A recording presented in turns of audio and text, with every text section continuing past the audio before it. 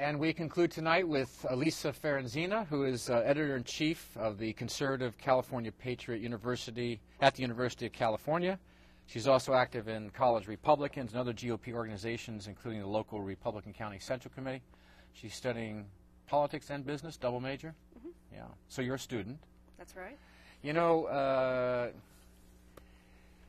when you drive by campuses of universities, you get the impression that here's the city, and then there's another world there, okay? And of course, I've been there, and I know that it's an alternate reality.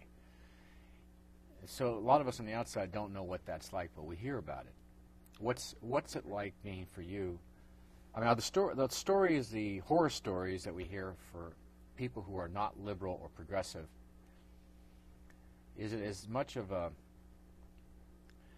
trial and a challenge as we've heard? You know, it is a challenge to be a conservative student at Berkeley. It's absolutely true. But actually, the city of Berkeley is a bigger source of liberalism than the campus is. A lot of the people who are involved in the tree-sitting protests right now, for instance, are people who are in their 50s and 60s. They're not students at the university.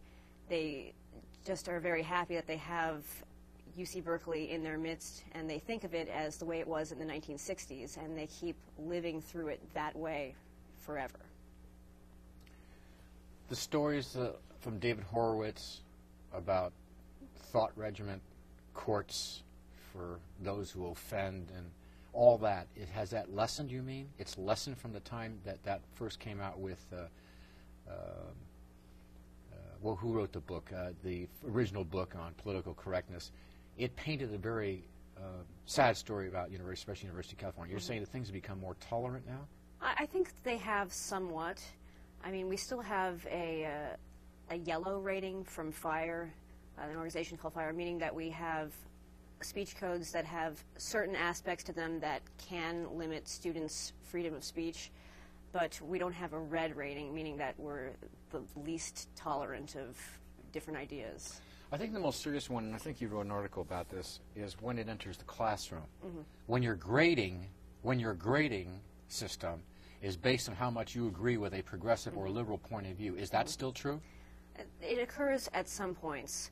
There are some classes where the professor will say, well, this is the point of view in this class. If you agree with this, then great. If you don't agree with this, then maybe you should find another class.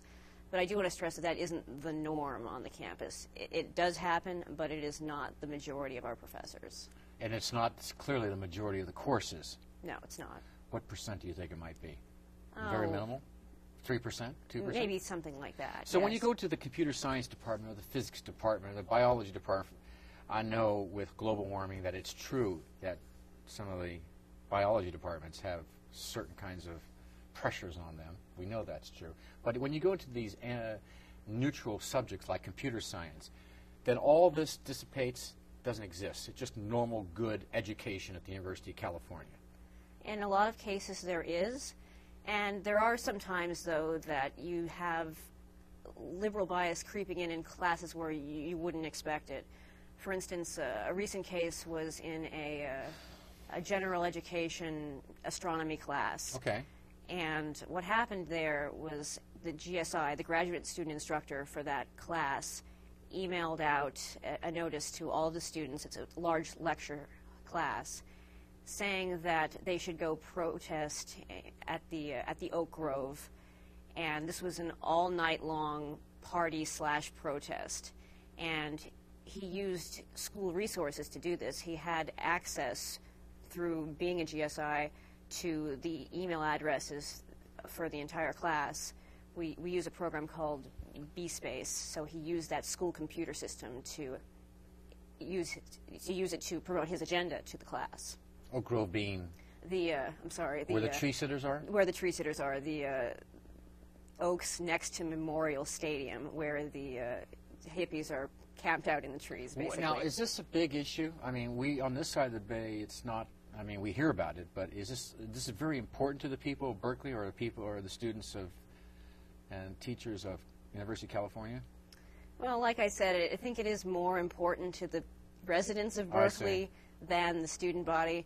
I think the student body is more in favor of building the athletic facility.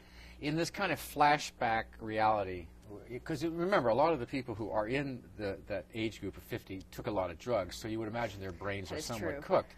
And flashbacks, you know, are stimulated. So once there's an Iraq war, then it fits nicely into the Vietnam War. And has that happened? Definitely. They are reliving their youth, and it's... The drug flashback. I think so.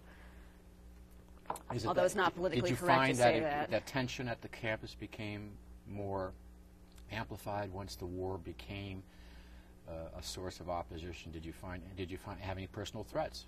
Not personal threats to me. We had some situations when we had a counter-protest as the college Republican group against the leftists who were protesting military recruitment. So we counter-protested them, and then after that we heard some, you know, harsh words, and they came and turned our table over. But they didn't actually lay a hand on any human beings. Mm-hmm.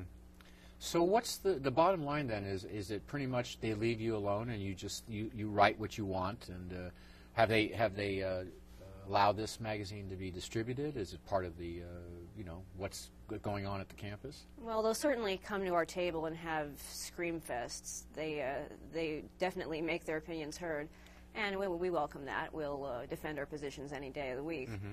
But we did have a situation once when they broke into our college Republicans' office and stole our magazines from there. Was this recent? No, it was several years ago. We had an article in the magazine about Mecha, and that was most likely the cause of them breaking into the office to steal the magazines. I see. Well, then what I'm gathering then, you think that maybe this severe political thought control and so on has run its course, and that it was a fad, and that it's just becoming boring, which is the greatest curse at a university campus for any kind of fad. Is it just become tired and useless, or is it become part of the culture, that it's so much embedded in the culture that maybe even you can't see it, or you don't see it as a problem? Well, it has become somewhat embedded, and there are places where you'll find it and places where you won't find it. That's why a student can go through their whole Berkeley career and only run across a couple of instances if they're careful with the way they choose their courses.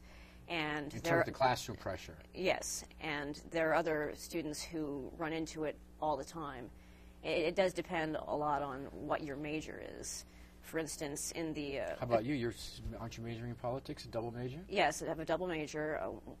One of them, political science. I actually have been able to find 4 conservative professors in the political science department. Yes, we have the professor I had for political science 1 was a registered Republican, and for political science 2, I had someone who had escaped from behind the Iron Curtain, so he didn't have any nice things to say about communism, so that was great.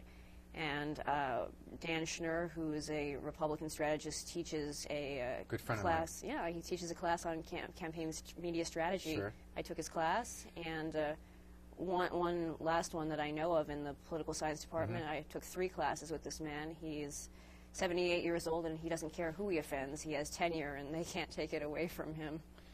What do you think of tenure? Well, that can work. That's a double-edged sword, isn't it? It is. How many? Are there many professors who take advantage of tenure to do just the opposite of that? Yeah, I'm sure there are.